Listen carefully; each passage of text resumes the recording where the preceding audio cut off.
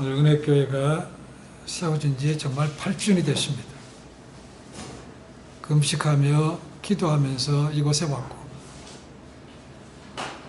주일 저녁 트리니티 배프티스트 처치에서 예배를 참석했습니다. 그 예배 후에 간단하게 소개도 있었고, 그런 다음에 몇 분들이 오셔서 그럽니다.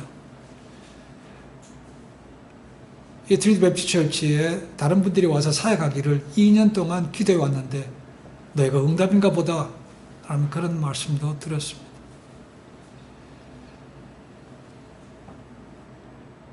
교회를 시작하면서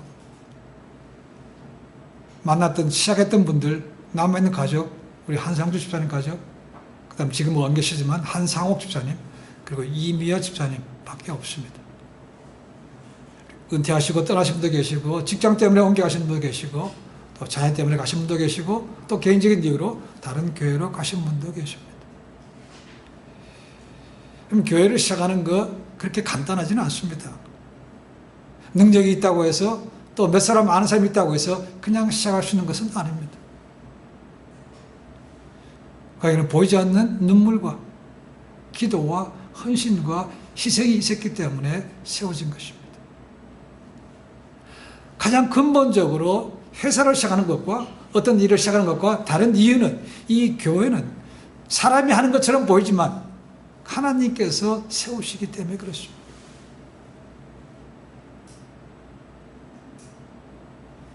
교회의 주인은 하나님이신 거죠. 목사가 하는 것도 아니고, 그게 말하는 창립 멤버가 교회를 세우는 것도 아닙니다. 하나님께서 그들을 통해서 세우신 것이죠. 근데 아직까지 많은 사람들이 그것을 잘 깨닫지 못하는 분들이 있습니다. 꼭 문제가 되는 거 보면 중심되는 사람들이, 그런 사람들이 있죠. 내가 이 교회 창립 멤버인데, 그 사람도 자기가 시작할 때 교회를 있었기 때문에 그 교회가 자기 거로 착각하는 것이 많습니다. 어떤 분들은 아직도 교회가 목사 거거나 아니면 장로 거거나 아니면 창립 멤버 거라고 착각하는 분들도 있습니다. 그렇지 않습니다. 교회 주인은 하나님이죠. 교회 머리, 우리 주 예수 그리스도의 것이죠. 그분이 아니고는 교회가 생길 수가 없기 때문에 그렇습니다. 마태복음 16장 18절 보시면 예수께서 말씀하십니다. 내가 내 교회를 이 반석 위에 세우신다고 말합니다. 저희들이 사람들의 교회가 아닙니다. 그렇죠? My church, 예수님의 교회라고 말씀하고 있다는 겁니다. 그런지 그 교회를 섬기는 사람들은 잠시 맡겨준 것을 잘 하나님 앞에 영광을 위해서 관리할 뿐입니다. 또한 사도행전 20장 28절을 보니까 분명히 하나님께서 내 핏값으로 사신 것이 교회라고 말하고 있습니다. 핏값으로 사셨다. 예수 그리스도의 죽으심과 부활이 아니면 교회가 생길 수도 없기 때문에, 그렇죠? 교회는 하나님 겁니다. 이것을 늘 기억해야만 됩니다. 오늘 교회 8주년을 맞아서 하나님께 감사와 영광을 돌려드림과 동시에 우리가 앞으로 어떻게 교회를 나가야 될 것인가, 하나님께서 어떤 교회를 기뻐하시는가, 오늘 말씀 속에서 찾아보고자 합니다. 신약에서 교회라는 말씀이 나오는데요, 헬라 말로 에클레시아라는, 에클레시아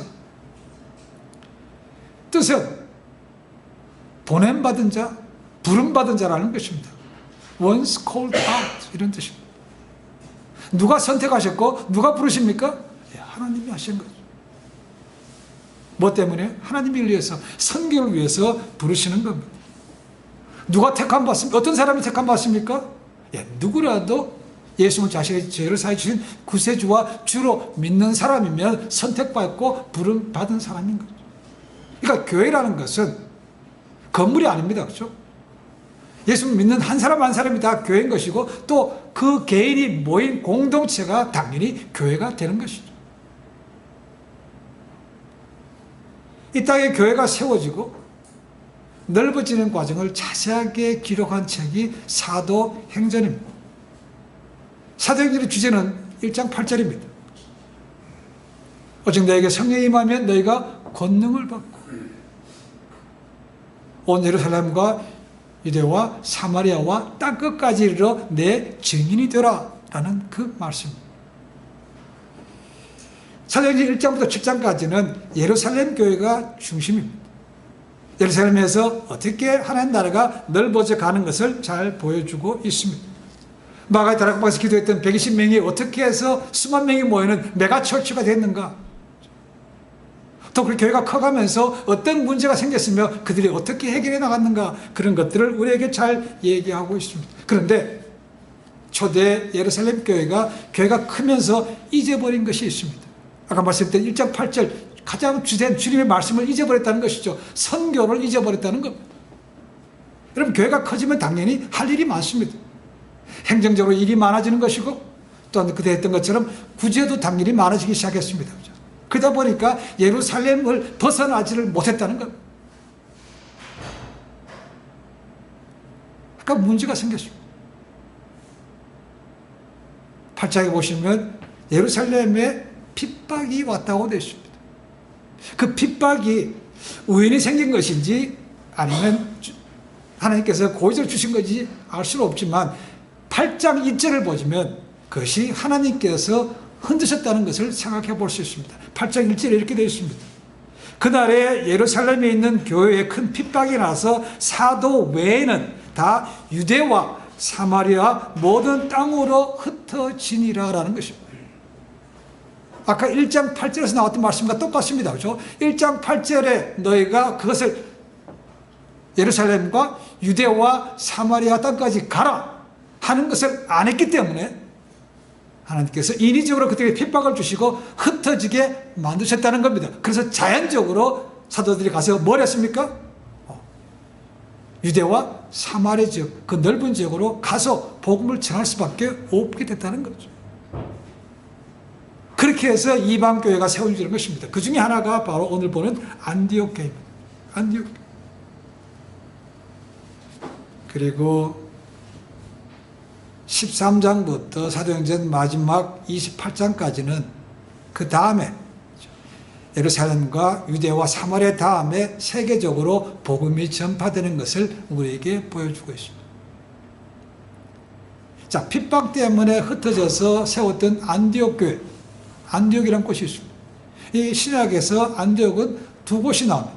하나는 수리아의 안디옥, 요즘 시리아의 안디옥이라는 것이고, 또 하나는 비시디아 안디옥이라는 것이 있습니다. 터키 땅 두 곳이 있지만 여기서 말하는 것은 수리아, 시리아의 안디옥인 것을 알 수 있습니다.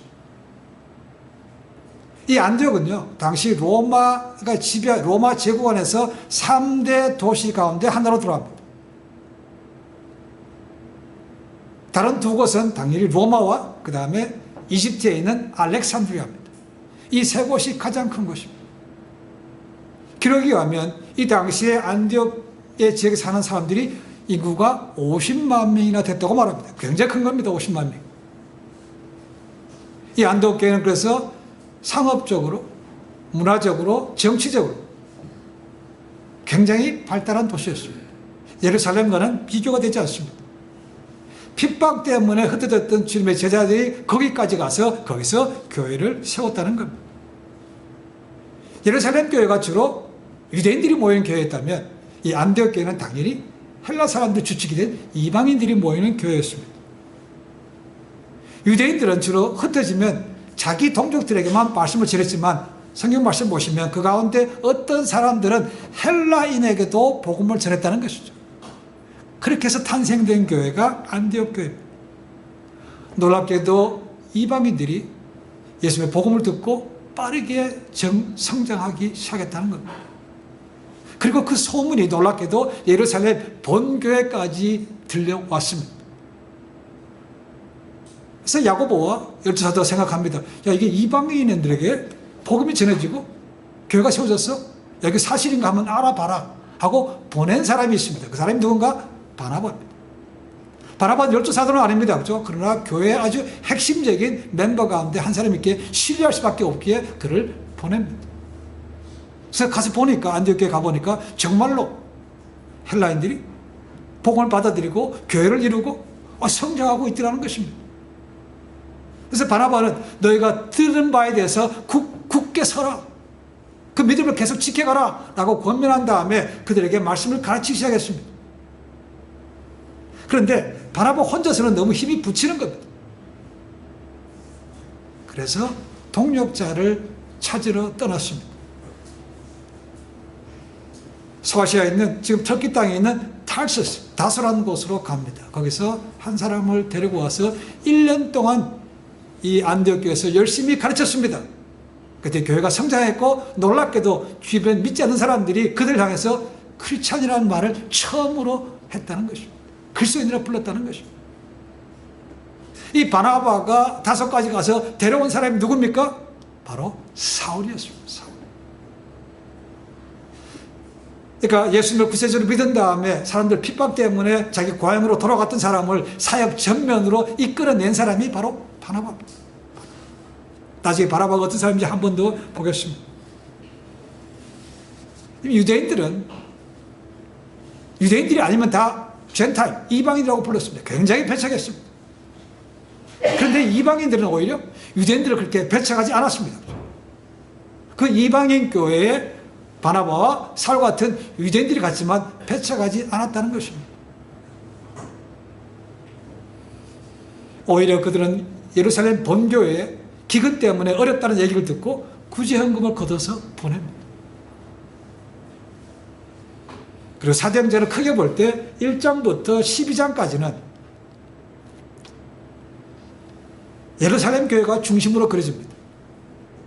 그 가운데 핵심 인물은 베드로입니다. 근데 13장부터 28장까지는 그것이 바뀌어집니다. 예루살렘 교회에서 안디옥 교회로 중심이 옮겨갑니다.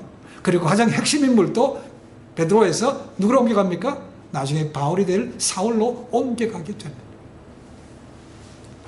자, 그러면 어떻게 이방 땅에 세워진 안디옥 교회가 그 말은 세계 선교의 전초기지, 가장 첫 번째 교회가 되는가, 어떤 그런 영광을 누렸는가 하는 말씀을 오늘 거기서 찾아보기를 원합니다. 이 안디옥 교회에 세 가지 특징이 있습니다. 첫 번째는 다양한 사람들이 모였지만 하나였다는 겁니다. 여러분, 오늘날에도 교회 가운데 보면 특별한 사람들만 자주 모이는 교회가 따로 있습니다.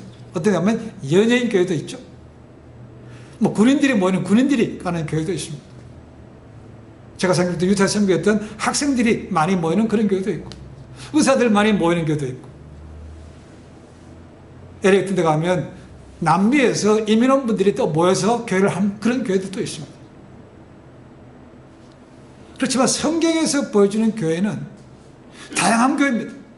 어떤 그런 비슷한 호모지니어스한 그런 교회가 아니고 헤테로지니어스, 다양한 사람들이 모여서 하나를 이루어가는 교회라는 것입니다. 세상적으로 볼 때 위치가 높은 사람도 있고 낮은 사람도 있고, 많이 배운 사람도 있고 많이 못 배운 사람도 있고, 부자들도 있고 가난한 있고, 남자도 있고 저도 있고, 젊은이도 있고 낮은 사람도 있고, 헬라인도 있고 유대인도 있고, 이런 교회가 다양하지만 하나를 이루어가는 교회라는 것입니다. 그것이 하나님께서 주시는 그런 교회인 거죠. 어느 한 부류만 있으면 어떤 데 보기는 좋을 것처럼 보이지만 반드시 그렇지는 않습니다. 그 비싼 사람끼리 모이면 모든 것이, 많은 것이 제한됩니다. 그래서 성경을 보시면 교회를 우리 몸에 비하고 있습니다. 몸에 사지백회가 있는 것처럼, 백체가 있는 것처럼 여러 가지 많은 파트가 있죠. 그죠? 그래서 그것이 조화를 이룰 때 몸이 건강하게 되는 것처럼 다양한 사람들이 교회 안에서 모여서 그들이 하나가 되면 놀라운 일을 한다는 것입니다. 안디옥 교회가 바로 그런 교회인 것을 우리에게 보여주고 있습니다. 그럼 누가 있는가? 첫 번째는 바나바입니다. 바나바는 사도행전 4장에 나옵니다. 레위 출신이라고 되어 있습니다. 이 바나바는 원래 이름이 아닙니다. 바나바는 별명입니다. 그 원래 이름은 요셉이라고 되어 있습니다. 그 구브로 출신이라고 되어 있습니다. 어떻게 바나바인가? 그 사람이 구제를 많이 했다는 것입니다. 권위하는 자라는 별명이 바나바입니다. 아마도 감리교회에서 권사라는 직분이 있습니다. 그래서 남자입니다. 여기서 바나바에서 나온 겁니다. 권위하는 자라는 거죠. 바나바는 그런 사람이었습니다. 두 번째는 니게르라는 시몬이 나옵니다. 이 니게르라는 단어는 라틴 말로 니그로입니다. 흑인이라는 거죠. 그러니까 아프리카 출신으로 신분이 낮은 그런 사람이라고 볼 수 있습니다.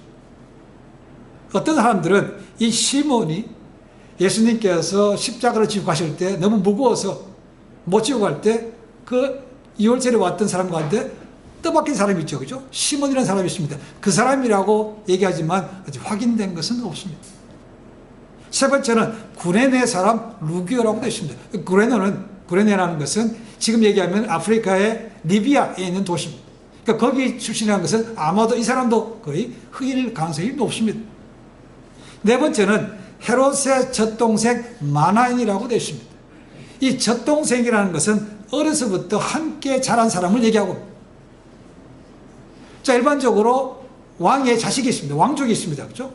근데 평민들하고는 같이 학교를 다니거나 이렇게 하지를 못합니다. 그 친구가 없잖아요. 그렇죠? 그런 경우에는 왕족이나 귀족들 가운데 또래가 비슷한 애들을 같이 불러다가 같이 교육을 받았다는 것입니다. 그것이 젖동생입니다. 그러니까 이 마나인이라는 사람은 최소한도 왕족이거나 귀족 출신이라는 겁니다. 그 다음에 사울입니다. 사울은 당연히 유대인이죠. 그리고 바리새파입니다. 똑똑한 사람입니다. 학자 출신이라고 볼 수 있습니다. 안디옥 교회에 이런 다양한 사람들이 모여서 문제는 하나가 됐다는 겁니다. 어떻게 하나 될 수 있습니까? 본질, 사람이 아니고 출신 배경이 아니고 오직 예수 그리스도에 초점을 맞추고 나갔기 때문에 그들이 하나가 될 수 있었던 거죠. 이 안디옥 교회는 그런 교회였습니다. 두 번째는 리더들이 본을 보이고 섬기는 교회였다는 겁니다. 성도가 수십 명이든 수백 명이든 수천 명이든 모두가 다 일하는 건 아닙니다. 그렇죠? 핵심적으로 일하는 사람들이 있습니다. 그러니까 신학적으로는 그것을 갖다가 responsible member라고 부릅니다. 갈수록 그런 사람들이 점점 줄어갑니다.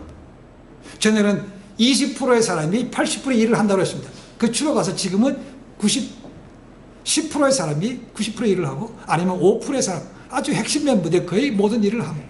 나머지는 그냥 그저 몸만 왔다 간 사람도 굉장히 많습니다. 근데 이 안디옥 교회 앞에 보았던 이 5 사람들은 리더들이 직접 앞에서 본을 보였던 사람이라는 것입니다. 어떻게 본을 보였는가? 2가지 일을 했다고 얘기합니다. 하나는 선지자 역할을 했고 하나는 교사였다는 겁니다. 선지자라는 것은 앞으로 점쟁이처럼 미래 얘기하는 것이 아니고 하나님의 말씀을 받아서 그대로 잘 전달할 수 있는 사람, 그것이 구약의 선지자입니다. 그 다음에 교사라는 것은 말씀 그대로 하나님의 말씀을 받아서 자기의 가진 지식으로 잘 풀어서 설명하고 가르치는 일을 하고 있습니다. 리더들이 그런 일을 했다는 것이죠. 교회마다 오늘도 특징 있는 교회들이 있습니다. 한국에서 사랑의 교회 하면 이 말씀 사역으로 평신도 제자 훈련으로 유명합니다. 온누리 교회는 찬양 사역을 잘합니다. 그렇지만 온누리 교회 찬양 사역을 한다고 해서 말씀 사역을 지루하는가? 그렇지 않습니다. 온누리 교회 이렇게 얘기합니다. 말씀을 배우든지 가르치든지 아니면 교회를 떠나든지 이렇게 얘기합니다. 그러면서 이 말도 합니다. 자존심 상합니까? 그럼 말씀을 배우고 가르치십시오라고 합니다. 오늘의 교회도 1:1 제자 양육으로 많이 알려져 있습니다. 안디옥 교회 리더들은 말씀을 받아 선포하고 가르칠 뿐만 아니고 뭐라 했습니까? 주를 섬기고 금식도 했다고 되어 있습니다. 여기서 섬긴다는 말을 보니까 레이트룬데요라고 되어 있는데 이 단어가 2가지 의미가 있습니다. 하나는 예배라는 것이 있고 하나는 봉사라는 것이 있습니다. 그래서 NIV에서는 보니까 worshiping이라고 되어 있고 나머지 번역에서는 보니까 ministry라고 되어 있습니다. ministry. 그러니까 주님을 예배했다, 섬겼다는 것은 그냥 예배에 참석했다, 몸만 왔다 갔다, 설교만 듣고 갔다 그런 말이 아닙니다. 그렇죠? 액티브하게 찬양을 드리고 기도하고 헌신하고 펠로십 하는데 다 적극적으로 참여했다는 것입니다. 그리고 가르치기도 하고 하나님의 말씀을 전하기도 했다는 것입니다.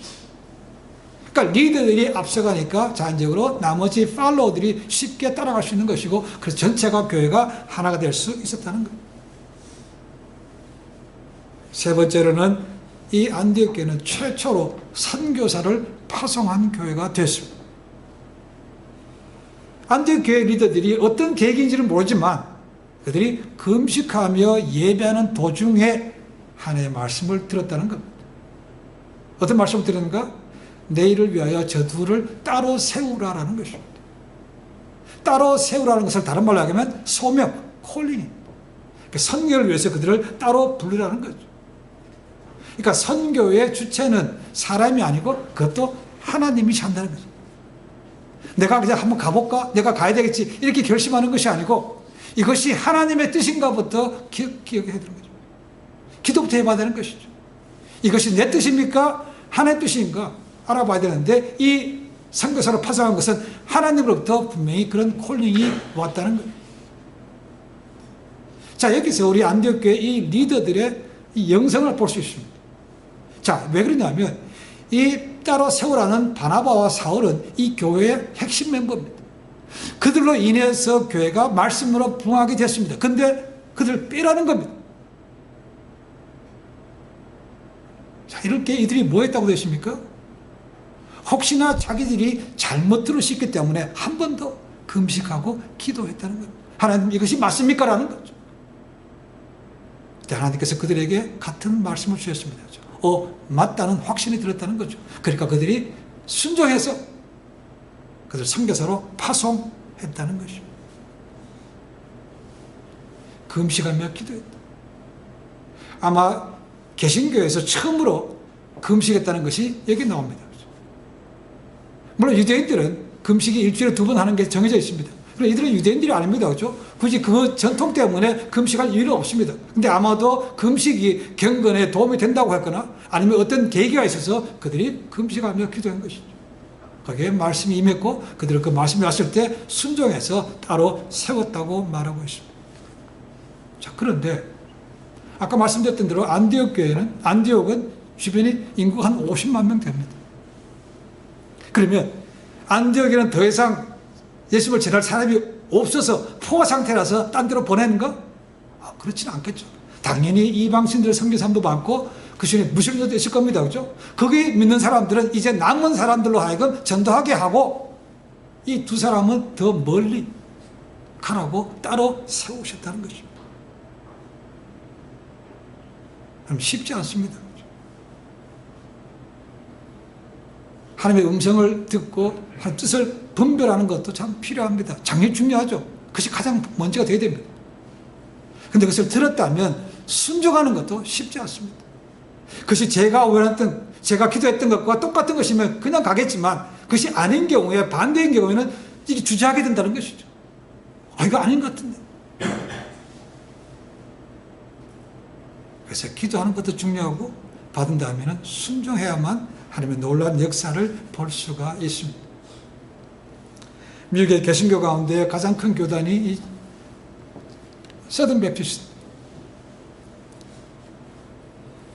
교단 가운데 이상한 점이 하나 있습니다. 미국은 보면, 지도를 보면 남북보다는 동서가 훨씬 더 깁니다. 그죠? 길이가 보면. 근데 갈라지면요, 동서가 아니고 남북으로 갈라져요. 그래서 남침례교회, 북침례교회, 그리고 장로교회도 남장로교회, 북장로교회 이렇게 나눠집니다. 그러니까 1845년 미국 조지아주에 있는 어거스타라는 곳에서 거기 있는 퍼스트 베프티스트 처치에서 교회 리더 몇 사람이 모였습니다. 이 어거스타라는 것은 유명하죠? 뭐로 유명합니까 혹시나? 계속해서 매년 이 메스터스, 이 골프 대회가 열리는 것이 어거스타. 거기 있는 퍼스트 베프티스트 처치에서 리더 몇 사람이 모여서 이렇게 얘기했습니다. 우리가 이대로 눌러 앉을 수는 없습니다. 새로운 꿈을 가져야 합니다. 새로운 비전을 바라보아야 합니다. 그리고 그들은 새로운 교단을 만들 것을 시작합니다. 근데 목표가 뭔가? 이렇게 얘기합니다. 우리 교단은 절대로 정치성을 가져서는 안 된다. 이제 다시는 서로 싸우지 말자. 선교, 이 한 가지를 목표로 세워야 한다. 선교, 이것이야말로 우리의 생명이요 교단의 존재 목적이 되어야 한다 라고 해서 서든 베프티스트가 시작이 됐습니다. 그래서 그들은 국내 선교와 국외 해외 선교부로 나눴습니다. 해외 선교부는 지금까지 똑같습니다. IMB라는 것으로 인터내셔널 미션 보드가 있습니다. 국내 선교는 그 당시에는 홈 미션 보드라고 했습니다. 근데 지금은 그 이름이 바뀌었습니다. NAM으로 바뀌었습니다. NAMB, North American Mission Board로 바뀌었습니다. 거기서 미국 안에 있는 모든 사역을 담당합니다. 그렇게 해서 지금도 계속해서 미국에서 가장 많은 선교사를 파송하고 있는 교단이 됐습니다. 저희들 교회 시작한 지 8년이 됐습니다. 여기 남아있는 분보다 떠난 분들이 훨씬 더 많습니다. 그런데 다시 한번 이 안디옥 교회처럼 전도와 선교에 대해서 한번 생각을 해봐야 된다고 생각합니다. 잘 아시는 대로 이 유진 오픈된 장소는 아닙니다. 굉장히 많이 폐쇄되어 있고 들어온 사람도 거의 많이 없습니다.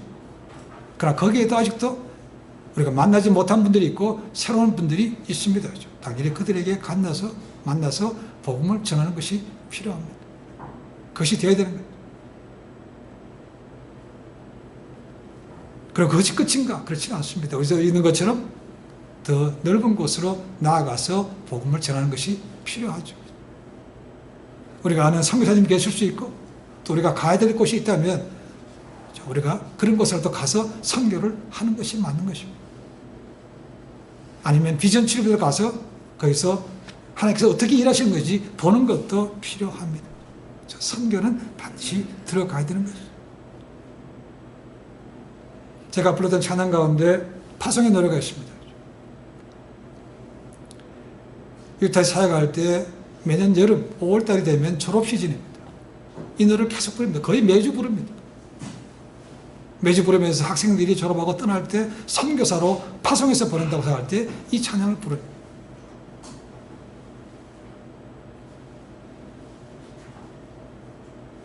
제 교회 홈페이지에 가보면 저에게 목표 이렇게 되어 있습니다. Saving, Serving and Sending이라고 되어 있습니다. 영혼을 구원해서 훈련시켜서 다시 세상으로 내보내는 겁니다. Saving, Serving, Sending. 마찬가지로 저희가 이 전을 나가는 순간 나는 세상에 우리 교회에서 은혜교회에서 파송받은 선교사라는 그런 마음으로 산다면 그것이 열린 예배가 확장되는 것이고 우리가 선교사 우리 거룩한 부담을 가지고 세상에서 좀 더 바람직한 삶을 사는 것입니다. 이것이 우리가 선교, 전도의 마인드라고 생각합니다. 또 한 가지 생각할 수 있는 것은 제자를 계속해서 만들어내는 겁니다. 예수님께서 말씀하신 것도 너희 가서 그냥 사람을 전도해서 사람을 끌어모아라 이런 것이 아니고 뭐였습니까? Make disciple, 제자 삼으라고 되었습니다. 제자 만들라는 것이죠. 당연히 제자를 만들려면 말씀 사역에 들어가야 됩니다. 성경 공부가 흔히 들어가야 되는 거죠. 그래서 매년 이 과정이 끝나면 다음 과정으로 계속해서 말씀을 가르쳐서 그래서 제자로 바뀌어가는 그 사역도 계속해야 된다고 생각합니다. 역시 안디옥 교회에서 통해서 보는 하나님께서 기뻐하시는 하나님께서 크게 역사하시는 그런 교회입니다. 어차피 만나고 헤어지는 것은 그런 거죠. 그리고 우리는 세상에 예배 드리지만 다시 세상 가운데 흩어집니다. 우리 거기서 영혼을 얻으려면 먼저 우리 삶이 바르게 되어야 되는 게 맞죠. 이 안디옥 교회가 처음으로 성경에서 개신교에서 안 믿는 사람들이 보고 저들이 예수쟁이네 라고 불렀다는 거죠. 그것이 크리스찬이라는 소리입니다.